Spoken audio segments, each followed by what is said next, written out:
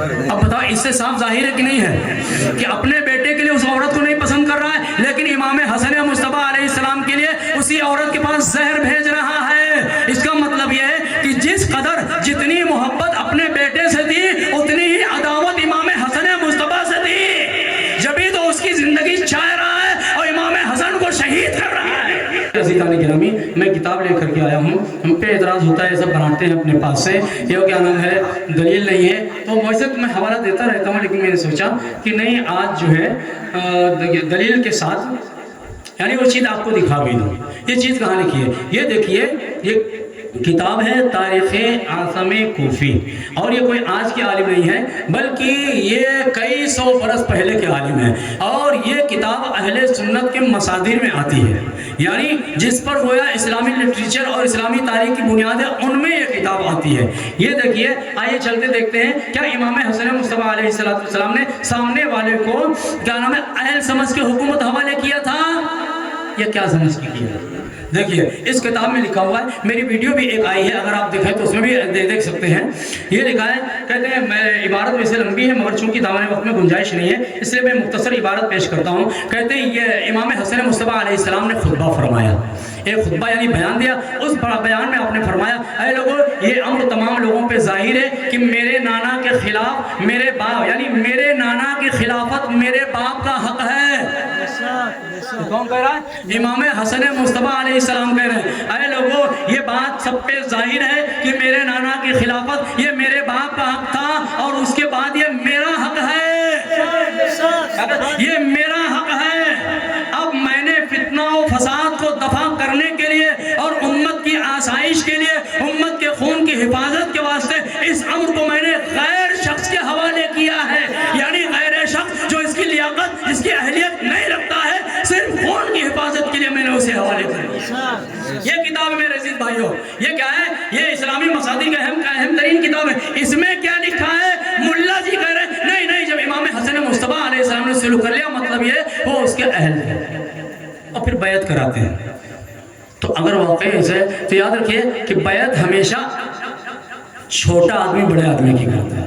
اب چاہے علم میں بڑا ہو، چاہے بزرگی میں بڑا ہو، چاہے جیسے چھوٹا آدمی بڑے کی بیعت کرتا ہے، بڑا آدمی چھوٹے کی بیعت۔ اب یہ کہتے ہیں بیعت کیا، حالانکہ ایسا نہیں، ابھی اسی میں آئے گا انشاءاللہ ہم پیش کریں گے کہ مولا امام حسن مصطفیٰ علیہ السلام نے آخری ایام امامت و خلافت کو اور اسرار امامت کو مولا امام حسین علیہ السلام کے حوالے کیا ہے۔ اس کا مطلب ہے کہ امامت، امارت، خلافت مولا امام حسن مصطفیٰ علیہ السلام کے پاس سے حکومت دیا تھا۔ تو کیا کہہ رہے ہیں؟ کہتے ہیں آسائش، مسلمانوں کی آسائش کا میں نے اس کو غیر شخص کے حوالے کر دیا ہے اور جنگ و جدل بند کرنے کے لیے مسلمانوں کی خونریزی کو روا نہیں رکھا۔ ہاں تم مجھے یہ ملامت کرتے ہو کہ میں نے یہ امر ایک غیر مستحق شخص کے حوالے کر دیا ہے، یہ مجھ پر اعتراض کرتے ہو، تو فرمایا تو یہ بات تو کیا ہے صحیح ہے، لیکن یاد رکھو میری نیت صرف اس امت کے امن سے متعلق ہے، میں اس امت کے واسطے امن چاہتا ہوں، صلح چاہتا ہوں۔ امت کو صلح رسول اللہ کا نواسہ دینے والا ہے، امت کو امن رسول اللہ کے نواسے نے دیا ہے۔ یہ کتاب میں کیا ہماری نیت صرف امن کی ہے؟ آپ اس قدر فرما کر خاموش رہے، اور ان کے بعد عمرو عاص نے اٹھ کر انہوں نے تقریر کیا، اور عمرو بن عاص کی جب تقریر ختم ہوئی تو اب جناب امیر شام اٹھتے ہیں اور یہ اٹھ کر کے تقریر کر رہے ہیں، اور دیکھیے وہ تقریر کیا ہے، یہ دیکھیے کس طریقے سے کیا نام ہے کس قدر کے نفاق ان کی رگوں پہ میں سمایا ہوا تھا۔ یہ کتاب وہی تاریخ اعظم کوفی ہے، اس میں لکھتے ہیں کہ اس کے بعد معاویہ نے کہنا شروع کیا کہ اے لوگوں آگاہ ہو جاؤ، ہم سے پہلے جب امت نے اپنے پیغمبروں کی مخالفت کے بعد ازرائے مخالفت فتنہ و فساد کا شیوا اختیار کیا تو نیک اور اچھے لوگ دب گئے۔ پچھلی امتوں میں کیا ہوا کہ نیک اچھے لوگ دب گئے، اور جو شریر تھے، جو اوباش قسم کے بدماش تھے، وہ غالب آ گئے۔ لیکن یہاں کیا کہہ رہے ہیں؟ فسادی اور شرارت پسند ہمیشہ غالب رہے، مگر حضرت محمد مصطفیٰ کی امت کی قسمت اللہ نے اس قسم کی نہیں قرار دیا۔ یہ بالکل صریح جھوٹ ہے۔ کیا کہہ رہے ہیں؟ اس قسم کی نہیں قرار دیا ہے۔ کیوں؟ اس لیے کہ جو سنت پہلے انبیاء میں تھی اس میں بھی ہے، اور رسول اللہ کا فرمان ہے کہ اپنے امت کو مخاطب کر کے کہا کہ اے لوگوں تم بالکل بنی اسرائیل کے نقش قدم پہ چلو گے، بالکل پیر سے پیر ملا کر کے بالشت ان کی طرح چلو گے، حتیٰ کہ بنی اسرائیل کا کوئی فرد اگر گو کے سوراخ میں گھس گیا ہوگا تم بھی اس میں گھس جاؤ گے۔ رسول اللہ یہ کہہ رہے ہیں تم بھی پہلی امتوں کی طرح ہی کرو گے، لیکن یہاں کیا کہہ رہے ہیں اس امت کی یہ بتانے کے لیے کہ اب دیکھو مجھ پر امت متفق ہو، ہم غالب آ گئے تو ہم اچھے ہیں۔ تو اس کا مطلب امام حسن مصطفیٰ مغلوب ہو گئے تھے، گویا دوسرے لفظوں میں امام حسن مصطفیٰ علیہ السلام کو گویا شریر کہا جائے، نعوذ باللہ۔ کہتے ہیں کہ لیکن اس امت کی قسمت نے اس قسم کی قرار دی ہے کہ ہر ایک امر میں نیک لوگ ہی غالب آئیں۔ یہ کون؟ معاویہ بن ابی سفیان کہتے ہیں، اور فاجر و فاسق ہمیشہ ذلیل و خوار ہوں۔ اس وقت لے دیکھیے جو اپنے کو بتا رہے ہیں، اب دیکھیے آگے کیا کہہ رہے ہیں۔ کہتے ہیں اس وقت جس قدر مارکہ آرائیاں ہو چکی اور خوریزیاں واقع ہوئیں اور مسلمانوں کو نقصان پہنچا ہے وہ سب دفع ہو گئیں۔ کیا کہا؟ جو کہ نقصان پہنچا، کیوں؟ امام حسن مصطفیٰ ہم سے صلح کر نہیں رہے تھے، لہذا مسلمانوں کو خون بہہ رہا تھا۔ اب چونکہ انہوں نے مجھ سے صلح کر لیا اب خون نہیں بہے گا۔ اب بتاؤ خون کو بچایا کس نے؟ نواز مصطفیٰ نے بتایا، لیکن کیا کہہ رہے ہیں اب وہ سب دفع ہو گئے۔ الحمدللہ کہ آج تمام امور کا انتظام ہو گیا، خرابیاں دور ہو گئی، لیکن بہت سی ہلچل کے بعد ایک فیصلہ ہو چکا ہے، اور میں نے اس معاملے کی ابتدا میں جو بھی شرطیں کی تھیں، یہ بات قابل غور ہے۔ کیا کہہ رہے ہیں؟ سنو، میں نے اس معاملے کی ابتدا میں اس صلح کے واسطے جو بھی شرطیں کی تھیں، ان شرطوں کے بارے میں جو بھی شرطیں کی تھی وہ محض باہمی میل و ملاپ اور امت کے ایک زبان ہونے کے واسطے تھی۔ اب سنو، خرابیاں دور ہو گئیں۔ کیا خرابیاں دور ہو گئیں؟ آتش فساد بجھ گئی اور ہمارا کہنا منظور خلائق ہو گیا۔ اس لیے وہ تمام کی تمام شرائطیں جو بھی میں نے شرطیں رکھی تھی، کہتے وہ تمام کی تمام شرطیں میں نے جو کی تھی ان کو میں نے رد کر دیا۔ یہ دیکھو کتاب، یہ نواز رسول سے فراڈ کیا جا رہا ہے، یہ نواز رسول سے جھوٹ بولا جا رہا ہے۔ اگر یہ کتاب رافضی کی ہو تو جو چور کی سزا ہو میری سزا ہو۔ یہ کتاب میں لکھا گیا وہ ساری کی ساری شرطیں کیا ہے؟ رد کر دی گئی، اور جو وعدے کیے ہیں اب مجھے ان کا اختیار ہے، چاہوں پورا کروں چاہوں پورا نہ کروں۔ اب میں اگر آقا علیہ السلام نے کیا فرمایا؟ ثلاثۃ المؤمن، ثلاثات تو کیا ہے؟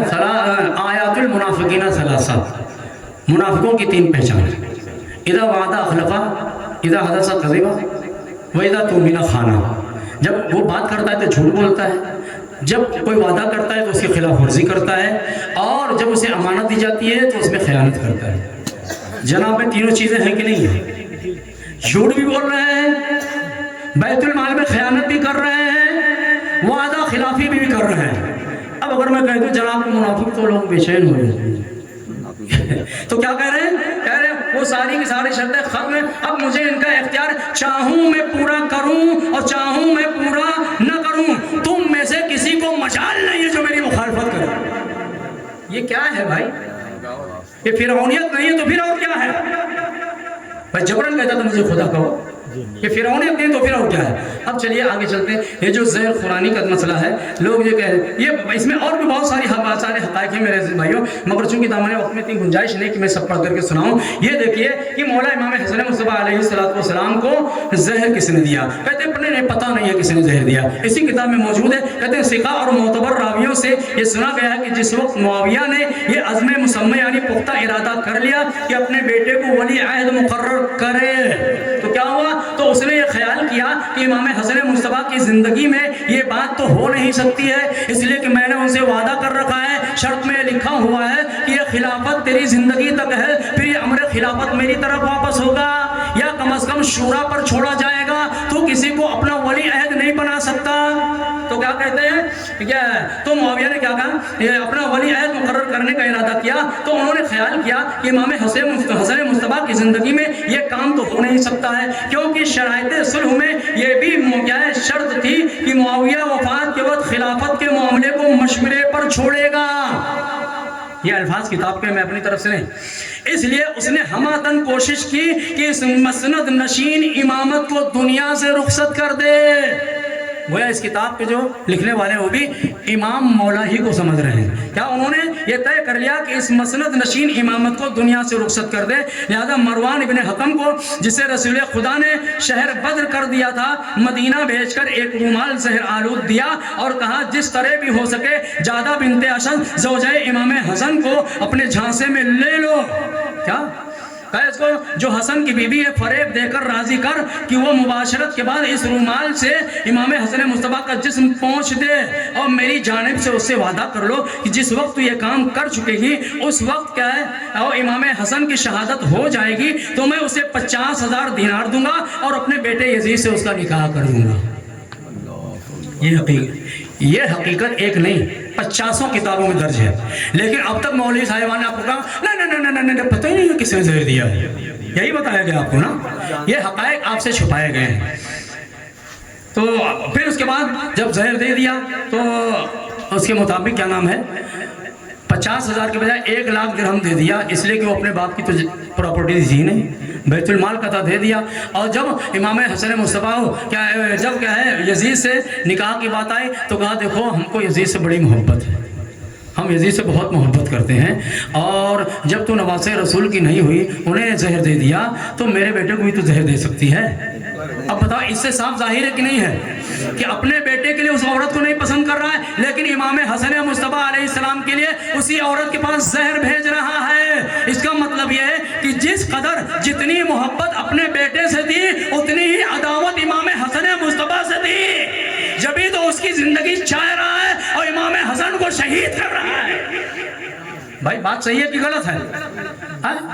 اب اتنی موٹی حقیقتیں ہوتے ہوئے بھی واضح حقیقتیں اب آپ نہ سمجھو تو یاد رکھو میں نے آیت کریمہ کی تلاوت کیا تھا اور میں ترجمہ بھی نہیں کر پایا. آیت کریمہ اللہ تعالیٰ فرماتا ہے لوگوں یہ مت سوچو کہ کل تم یہ کہہ دو گے کہ فلاں ہو گیا تھا اس لیے میں نے اس کا ساتھ نہیں دیا. یاد رکھو یہ آنکھ کان دل زبان ہر ایک سے سوال ہوگا.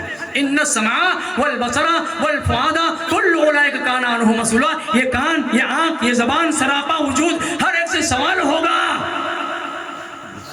کیا سوال ہوگا کہ تم ہاتھ سے کیا عقل سے تم نے کام کیوں نہیں لیا, آنکھوں سے تم نے دیکھنے کی کوشش کیوں نہیں کیا, دماغ سے سمجھنے کی کوشش کیوں نہیں کیا. یہ کہنا ہے بھیڑ دھسان جو دیکھا کہ جدھر اکثریت جا رہی ہو بھیڑیوں کی طرف ادھر چل پڑو, یہ نہیں سنا جائے گا. یہ قرآن مجید فرماتا ہے. تو اور دیکھیے آگے جلدی میں چلتا ہوں. جب امام حسن مصطفیٰ علیہ السلام کی روح اقدس جوار رحمت الہی میں چلی گئی تو غسل اور کفن کے بعد آپ کا جنازہ اٹھایا گیا اور حضرت رسول اکرم کے روضہ اقدس کی طرف لے کے چلے تاکہ اپنے بھائی کو عالی مرتبت نانا کے پہلو میں دفن کر دیں. سعید بن عاص مدینہ کے جو حاکم تھے انہوں نے حضرت عائشہ کے پاس پیغام پہنچ کر اطلاع دی کہ جنازے کو وہاں دفن نہ ہونے دیا جائے. چنانچہ ام المؤمنین حضرت عائشہ اونٹ پر سوار ہو کر کسی قدر عثمانی گروہ کے آدمیوں کے ساتھ اپنے ساتھ میں لے کر کے کیا روکنے میں مشغول ہو گئی اور کیا مولا کے ماننے والوں میں سی باز نے للکارا. یہ باز کون تھے؟ حضرت عبداللہ ابن عباس تھے رسول اللہ کے بھائی. کیا ہے انہوں نے للکارا اور کیا اے عائشہ ایک دن تو اونٹ پر سوار ہو کر لڑنے کے لیے نکلی تھی اور آج اونٹ پر بیٹھ کر پیغمبر خدا کے نواسے کو روکنے آئی ہیں اور اسے اپنے نانا کے پہلو میں دفن نہیں ہونے دیتی. اس وقت آدمیوں کے 2 گروہ ہو گئے, کچھ تو حضرت عائشہ کے ساتھ میں تھے اور کچھ امام حسین علیہ السلام کے ساتھ. تو قریب تک پھر کیا ہے فتنہ برپا ہو جائے, قتل و غارت گری کی نوبت آ جائے. کیا ہوا امام حسین علیہ السلام امام حسن مصطفیٰ کو جنت البقیع میں لے جا کے دفن کیا. یہ کتاب میری نہیں ہے. اب دیکھیے میرے عزیز بھائیو یہی حقیقت کیا نام ہے کہ کس نے زہر دیا یہ اس کتاب میں موجود ہے. یہ دیکھ سکتے ہیں یہ کتاب کہاں کی چھپی ہوئی ہے, کوئی ذرا پڑھ کے بتا دے بھائی. دیوبند کیا لکھا ہے؟ موٹا موٹا لکھا ہوا ہے. کیا لکھا ہے؟ مکتبہ دانش دیوبند. یہ میرے گھر کی کتاب نہیں ہے. کہاں کی ہے؟ دیوبند کی چھپی ہوئی یہ کتاب ہے. آئیے دیکھیے اس میں بھی یہ حقیقت موجود ہے. کہتے ہیں بیان کیا گیا ہے کہ حضرت حسن رضی اللہ تعالیٰ عنہ کو ان کی بیوی جادہ بنت اشعث بن قیس کندی نے زہر دیا تھا اور اسے معاویہ نے اس کام پر اکسایا تھا. ارے میری نہ مانو اپنے گھر کی تو مان لو. مان لو بھائی, ہم کہاں کہتے ہیں میری مانو. ہماری کوئی پوزیشن نہیں ہے, ہماری کوئی حیثیت نہیں ہے. میں بہت ان پڑھ آدمی ہوں, بہت گنہگار ہوں. میری نہ مانو اپنے علماء کی تو مانو بھائی. آگے کیا کہتے ہیں معاویہ نے اس سے کہا تھا کہ اگر تو نے یہ کام کر دیا تو اسے 1 لاکھ درہم دینے کے علاوہ اپنے بیٹے سے یزید یا اپنے بیٹے یزید سے اس کی شادی کر دیں گے. لیکن جب جادہ بنت اشعث نے معاویہ کے حسب منشا یہ کام کر دکھایا، یعنی جناب حسن مصطفیٰ کو زہر دے کے کیا نام ہے شہید کر دیا، تو معاویہ نے اسے حسب وعدہ 1 لاکھ درہم تو بھیج دیا لیکن نکاح نہیں کیا. کہتے ہیں ہمیں یزید کی زندگی عزیز ہے، اگر اس کے ساتھ تیری شادی کر دوں تو کیا نام ہے تیرے ہاتھوں اس کی بھی جان جا سکتی ہے. یہ دیکھا یہ اپنے اولاد سے محبت اور نواسے رسول کے ساتھ کیا سلوک ہے. میرے تہذیب اب بھی نہیں سمجھو گے، اب بھی نہیں سمجھو. جب میں کوئی قصہ کوئی نہیں، میں ادھر کی باتوں نہیں، ہم کتابوں کے حوالے سے خدمت کیا ہے، حوالے ہے سب کچھ آپ کی خدمت میں رکھ رہے ہیں.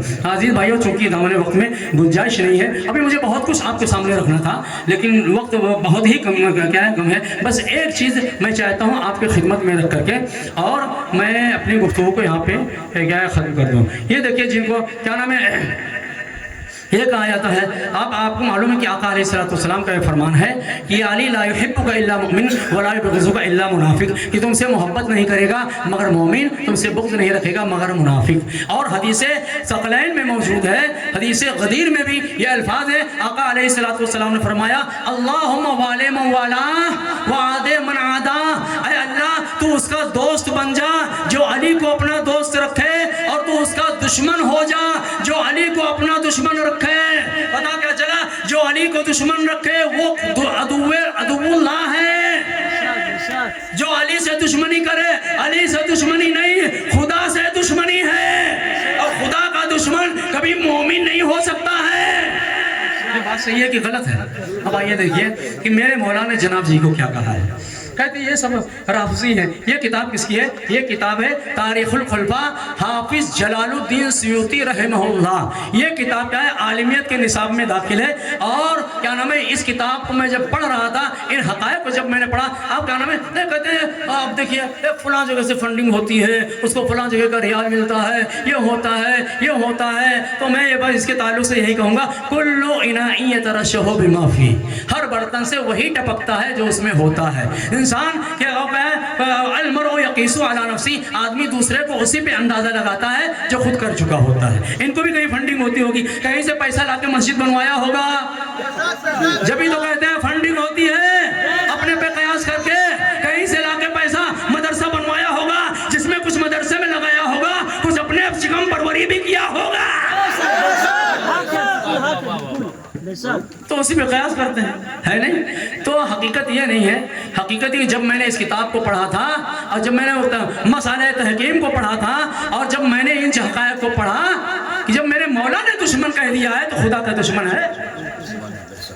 تو اس کتاب میں وجہ کیا ہے کہ ہم جو ہے اللہ نے ہم کو سمجھ دیا ہے، ہم کیا نام ہے بھیڑ کے ساتھ چلنے کے قائل نہیں ہیں. ہاں بھیڑ اگر حقانیت کے ساتھ ہے تو ٹھیک ہے، ہم سچائی کے ساتھ ہیں، ہم ہمیشہ حق کے ساتھ رہیں گے چاہے ایک فرد ہو، اور حق ہی ہمیشہ غالب ہوتا ہے چاہے اکیلا ہی کیوں. بھیڑ ہمیشہ کیا نام ہے باطل کے ساتھ رہی ہے. تو یہ دیکھیے اس میں یہ روایت موجود ہے، اس سے پہلے میں نے پیش کیا لیکن چونکہ کتاب نہیں دکھایا تھا اس لیے میں چاہتا ہوں کہ یہ کتاب حوالہ آپ کی خدمت میں پیش کر دیا جائے. یہ روایت موجود ہے، کہتے ہیں کہ سمعت علیہ یقول الحمدللہ الذی جعل عدونا یسألنا اما نزل به من امر الدین ان معاویہ کتب الی یسألنی عن الخنثی مشکل فکتبت الیہ ان یعرته من قبل مبالغ. مولا علی بن ابی طالب علیہ السلام کہتے ہیں دیکھیے یہ مظہر ذات خدا، یہ خدا کے اوصاف ذات خدا کے مظہر ہیں، ان سے خدائی اوصاف کا ظہور ہوتا ہے. تو خدا کا طریقہ کیا ہے؟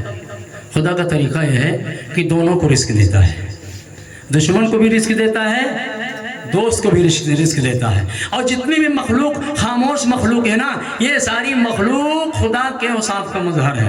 دیکھیے ایک درخت بیچارہ اسے بھی میٹھا ہی پھل دیتا ہے کہ جو اسے ڈنڈے پتھر چلا کر کے پھل توڑنے کی کوشش کرتا ہے، اور اسے بھی میٹھا ہی پھل دیتا ہے کہ جو اس کے درخت میں پانی ڈال کے اسے سیراب کرتا ہے نہیں؟ تو کیا نام ہے یہ خدا اہل اللہ کا یہ طریقہ ہے کہ جو بھی سوال کرتا ہے، جو مشورہ مانگتا ہے، جانی دشمن ہی کیوں نہ ہو مشورہ صحیح دیتے.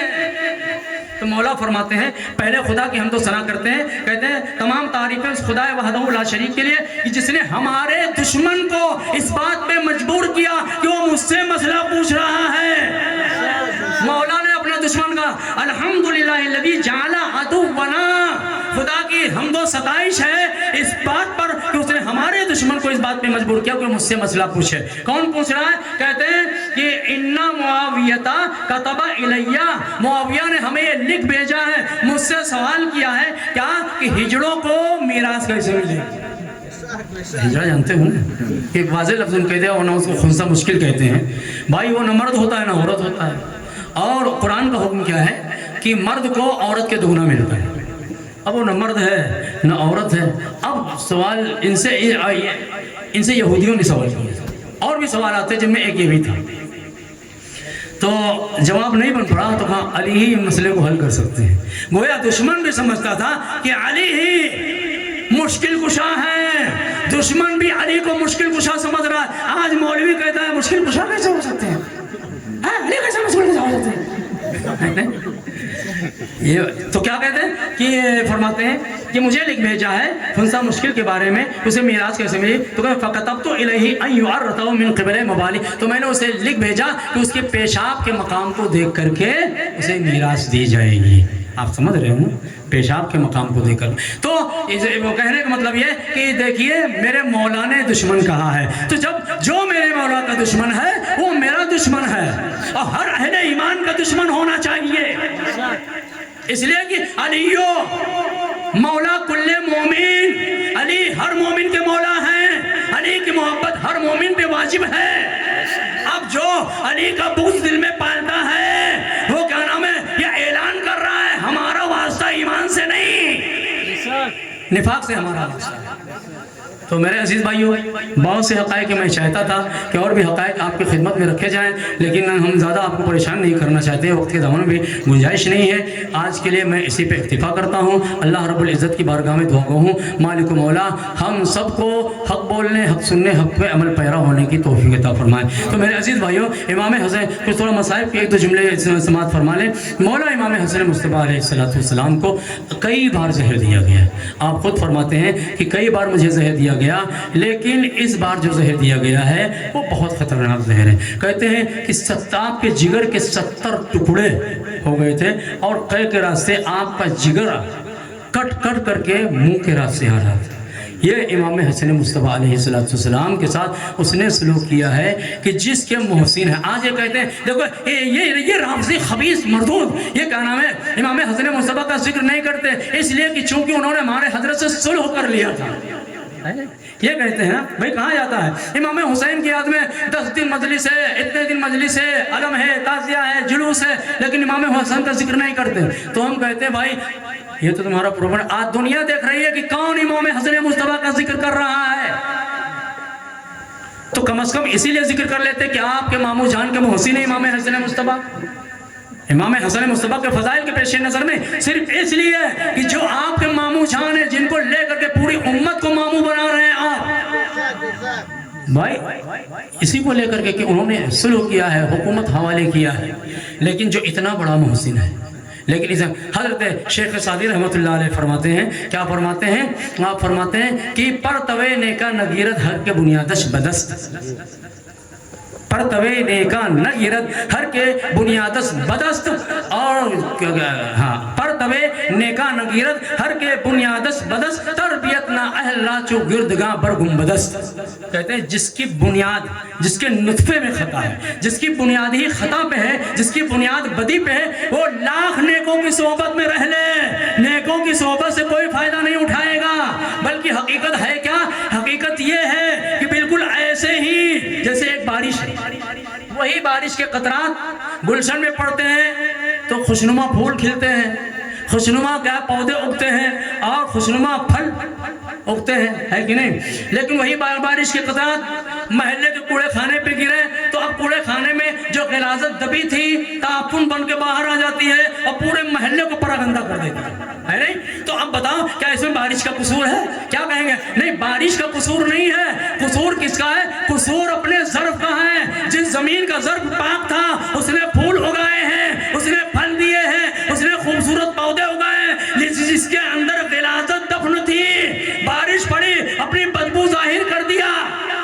کہتے ہیں یہ کیسے ہو سکتا ہے صحابی رسول کی ذات پر انگشت نمائی کرنا، یہ تو رسول اللہ کی تعلیمات کو ناقص قرار دینا ہے، رسول اللہ کے معلم ہونے پہ اعتراض کرنا ہے نا، یہی کہا جاتا ہے۔ حالانکہ کوئی نہیں سمجھ بھائی رسول اللہ کی تعلیم میں کوئی کمی نہیں تھی، قصور اپنے ظرف کا تھا، یہی تو وجہ ہے۔ وہی گئے رحمت کا بادل عرب کے لوگوں پہ برسا تھا، لیکن جن کا ظرف اچھا تھا، کوئی سلمان بنا، کوئی بوذر بنا، کوئی مقداد بنا، کوئی بلال بنا، کوئی عمار بنا، لیکن جن کا ظرف گندا تھا، کوئی عتبہ بنا، کوئی شیبہ بنا، کوئی ابو سفیان بنا۔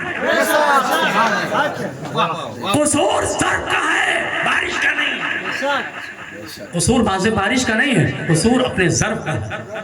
جیسا ظرف تھا لاکھ صحبت پائی ہو، لیکن چونکہ اندر گندگی تھی، تو ہمارے بزرگوں نے بھی فرمایا ہم تو اہل اللہ کے ماننے والے ہیں۔ تو شیخ سعدی کیا فرماتے ہیں کہ تربیت نا اہل چو گردگاں بر گنبدس، نا اہل کو تربیت کرنا ایسے ہی ہے جیسے گنبد پہ اخروٹ رکھنا۔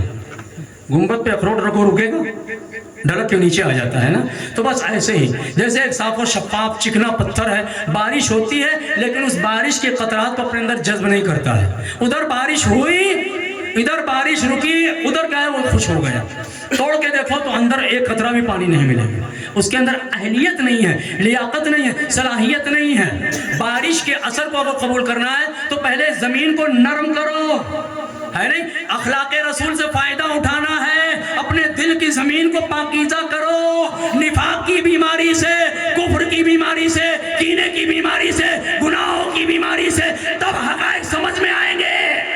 آل پاک مصطفیٰ رسول اللہ کی محبت سے اپنے دل کو روشن کرو، حقائق تب جا کے سمجھ میں آئیں گے۔ تو میرے عزیز بھائیوں، تو امام حسن مصطفیٰ علیہ السلام فرماتے ہیں کہ ایسا زہر دیا گیا کہ میرے جگر کے ٹکڑے ٹکڑے ہو گئے۔ مولا امام حسین علیہ السلام نے پوچھا تو آپ نے امت کی خیر خواہی کے واسطے، امت کے خون کی حفاظت کے لیے، امت کے امن و امان کے لیے آپ نے نام نہیں بتایا۔ اسی کو کیا کہتے ہیں، آپ نے تو امن و امان کے پیش نظر امت کی خیر خواہی کے واسطے نام نہیں بتایا۔ آج کہتے ہیں امام حسن کو بھی نہیں معلوم، حالانکہ یہ ساری چیزیں ان کے